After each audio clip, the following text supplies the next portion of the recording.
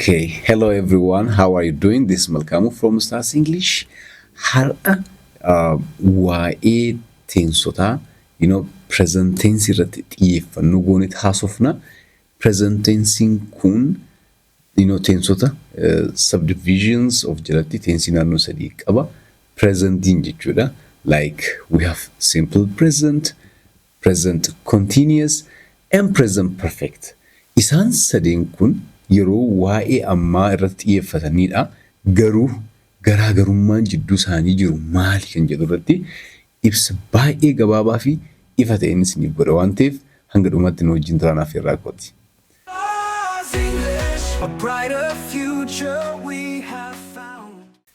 Good.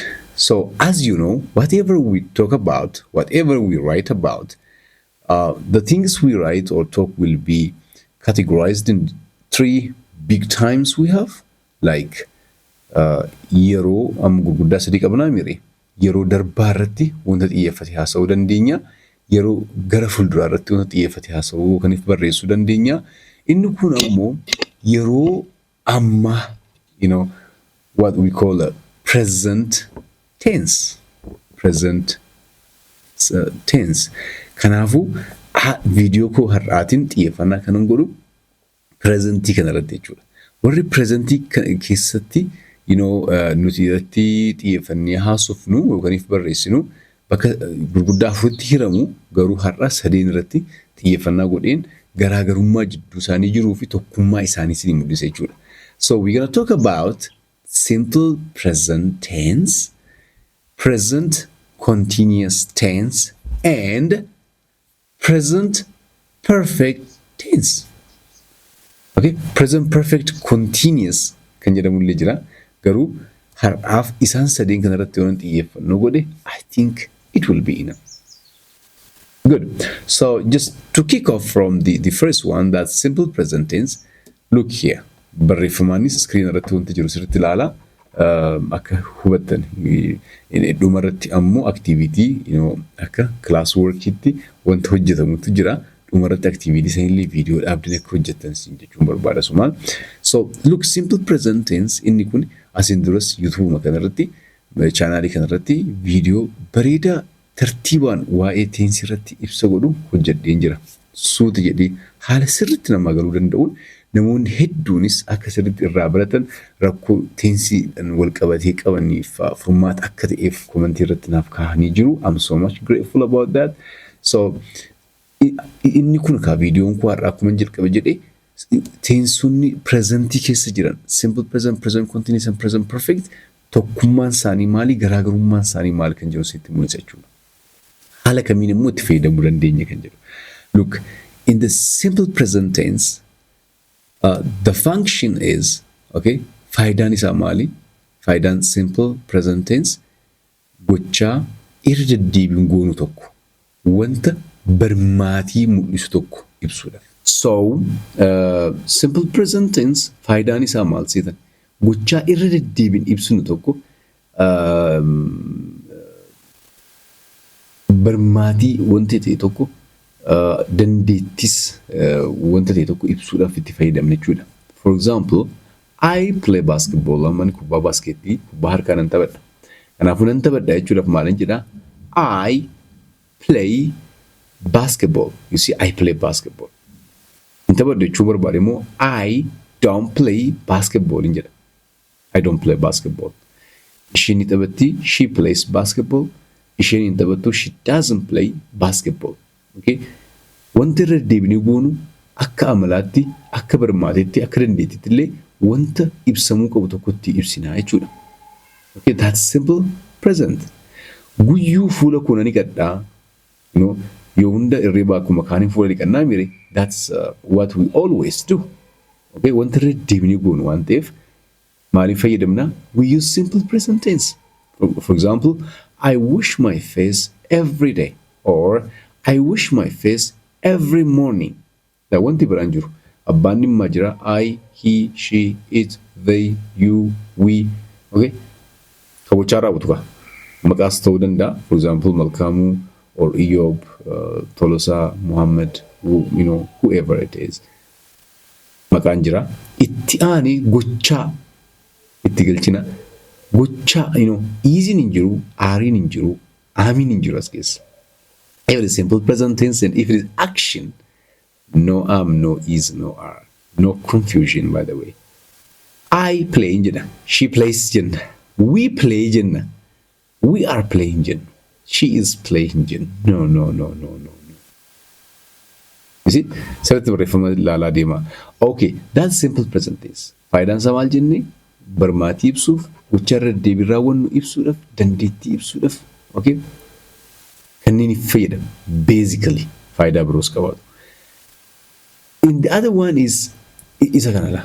Present continuous tense. Present continuous tense is used to talk about an action which is going on right now.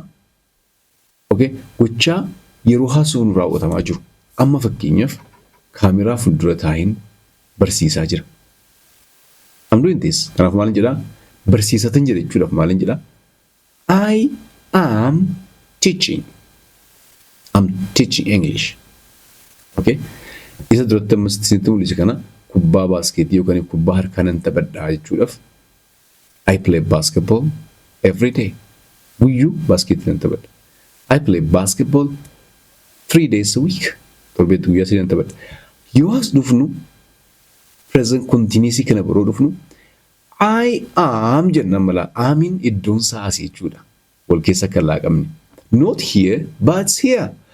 I am playing basketball.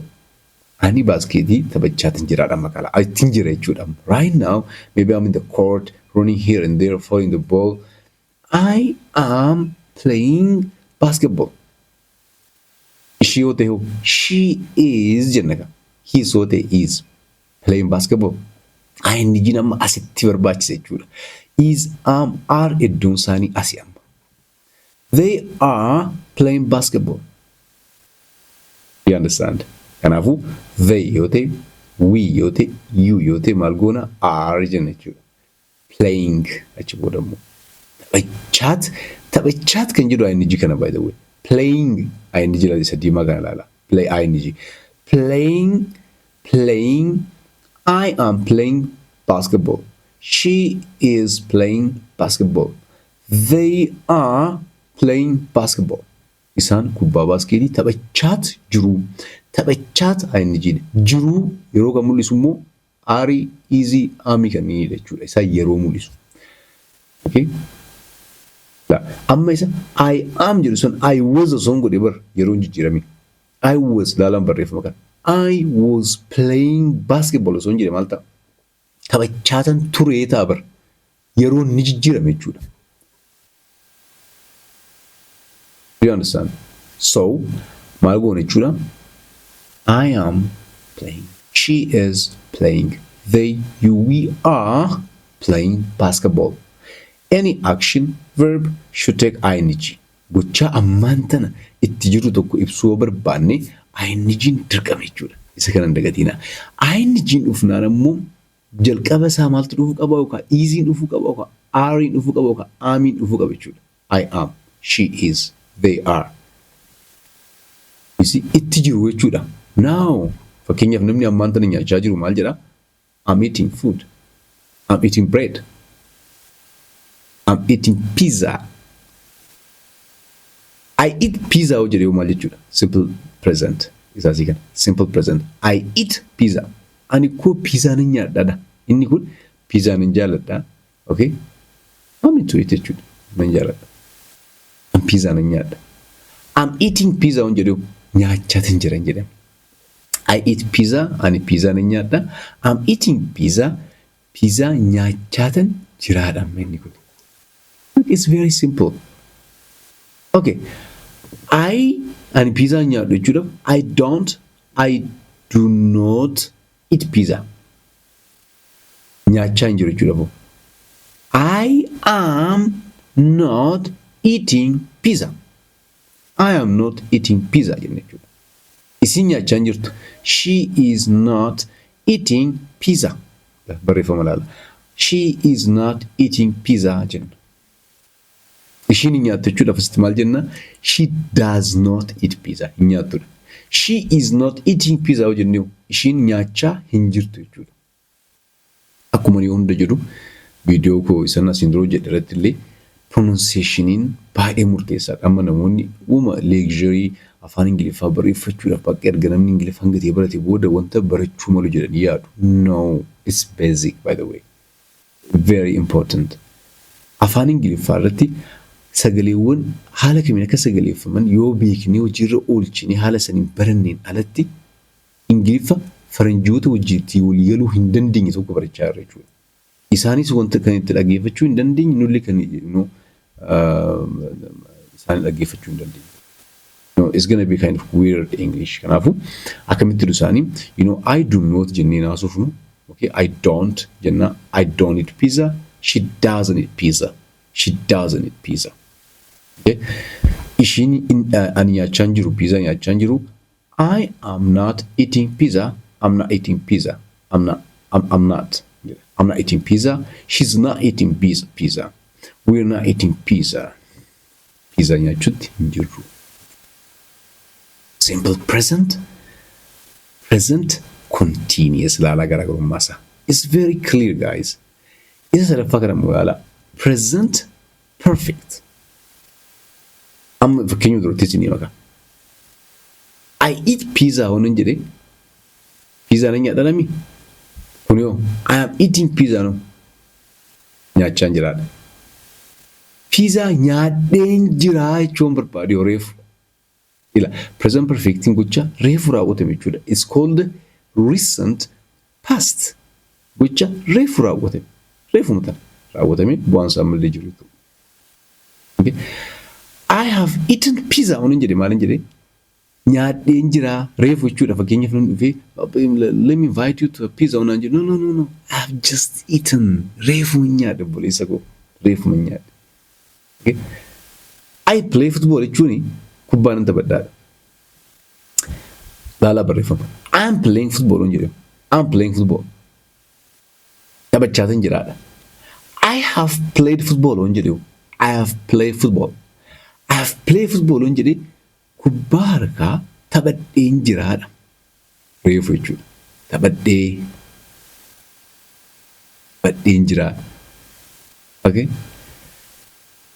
I eat my breakfast. Ciree nan nyaadha. Amma tokko ciree utaalaa. Ulfina isaa hir'isuudhaaf. Ciree namni utaalu jira. So namni tokko lakkaa'ana I don't eat jedha. Nyaadhu. Tokko lakkaa'ana I eat my breakfast. So I eat my breakfast. Lakkaa'ana maali ciree nan nyaadha. I'm eating my breakfast. Nyaachaan jira. I have eaten honan jedhe immoo nyaadheen jiraadha. I have eaten my breakfast. You understand? Okay. I wash my face every day. Guyyuu fuula ni qadhaadha mire. I wash my face. Negative yoo ta'u I do not wash my face. Continuous I am washing my face honan jedhe amma maalan gochaa jira jechuudha. Fuula ni qachaa jira jechuudha. I am washing my face. Yoo ni qachaa jiraan immoo I'm not washing my face. I am not washing my face. Kabarreeffamaati. In present perfect, I have washed my face. Niqadheen jira qulqulluu jechuudha. Reefu niqadhe. I've washed my face. I have washed my face.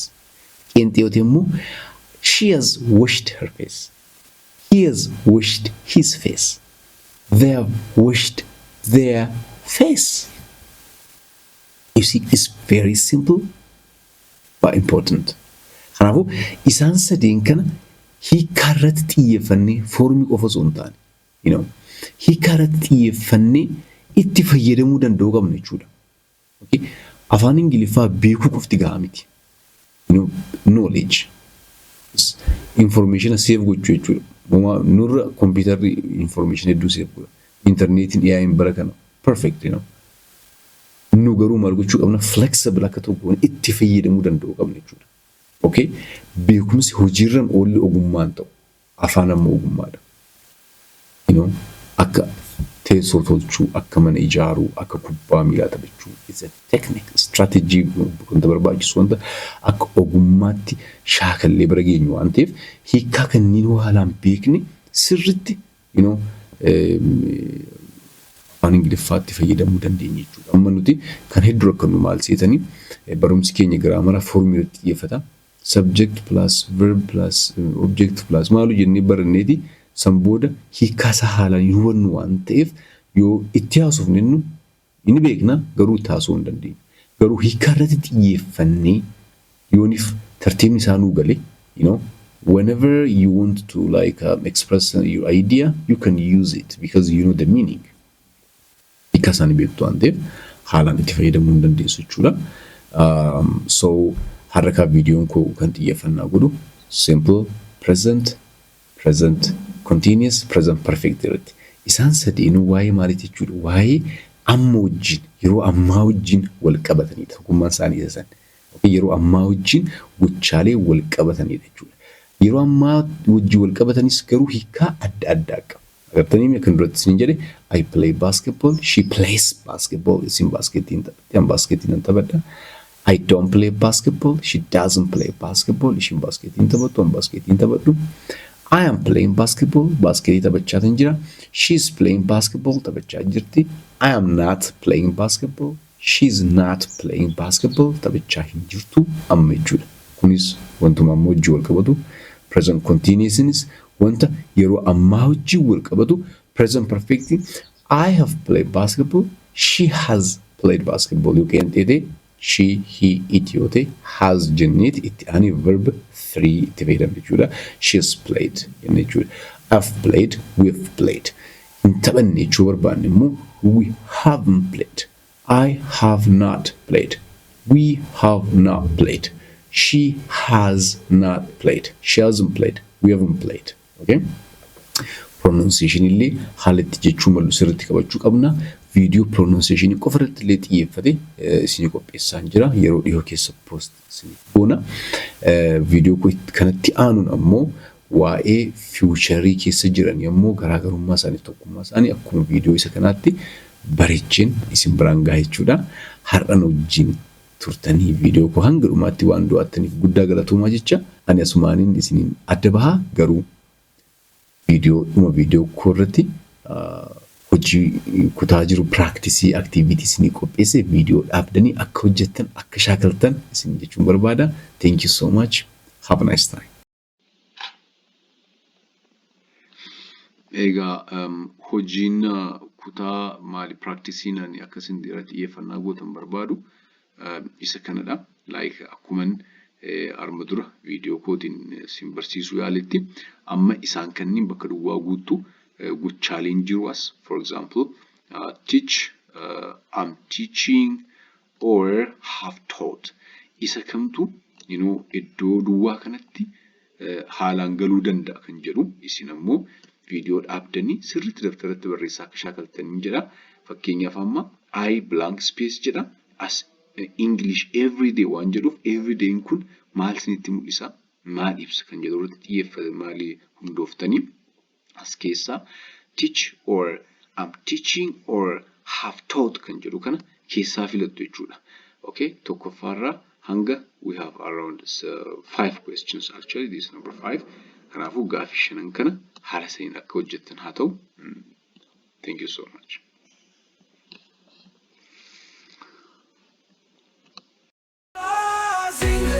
A brighter future we